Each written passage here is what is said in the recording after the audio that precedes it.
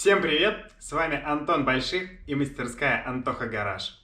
Прошу прощения за посторонние предметы в кадре. Снимаю это видео один в выходной день специально для вас. Сегодня на примере вот этого Skyway я расскажу, как регулировать подшипники заднего маятника по многочисленным просьбам. Обычно я не снимаю никаких мануалов, но очень просят много людей. Итак, для регулировки подшипника нам понадобится, давайте смотреть крупным планом. Подшипники находятся на вот этой оси. Перед нами регулировочный болт центральный и контргайка. Гайка на 32, болт под шестигранник на 10. Для того, чтобы провести регулировку, нам нужно ослабить контргайку, ослабить центральный болт. Далее затянуть центральный болт с моментом 9,5 ньютонов. Далее зафиксировать его и затянуть контргайку с моментом 100 ньютонов. Соответственно, нам понадобится самое главное маленький динамометрический ключ, большой динамометрический ключ, вороток для того, чтобы сорвать гайку первоначально, шестигранник на 10, далее разрезанная головка и шестигранник на 10 Г-образный, чтобы зафиксировать, соответственно, центральный болт. Как только мы срываем гайку, ослабляем центральный болт, мы очень внимательно следим в момент затяжки за какими-либо перекатами, подкусываниями и прочим.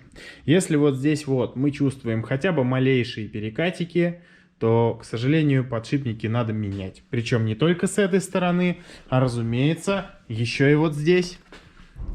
Данному клиенту мы проведем эту регулировку бесплатно в качестве бонуса.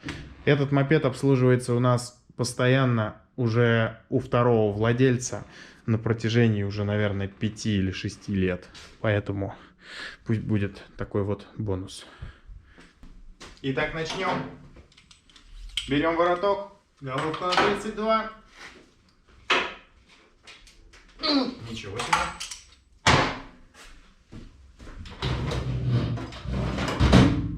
Интересно, кто тут что крутил. Берем вороток побольше. Срываем. Откручиваем на полоборотика или оборотик. Далее берем шестигранник.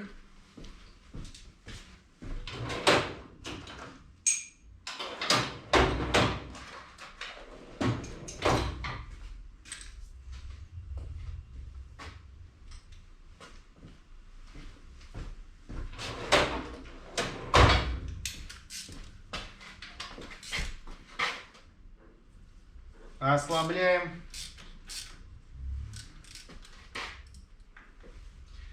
Можно покрутить трещоточкой.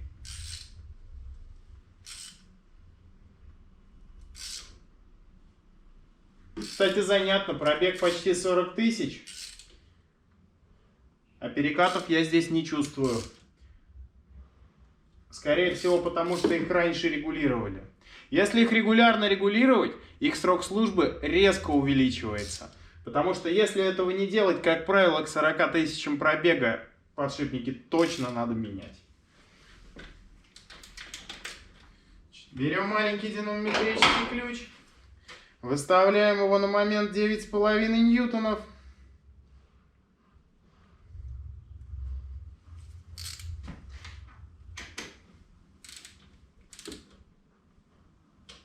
Затягиваем до щелчка. Ослабляем динамометрический ключ. Не забываем. Хранить его нужно в расслабленном состоянии.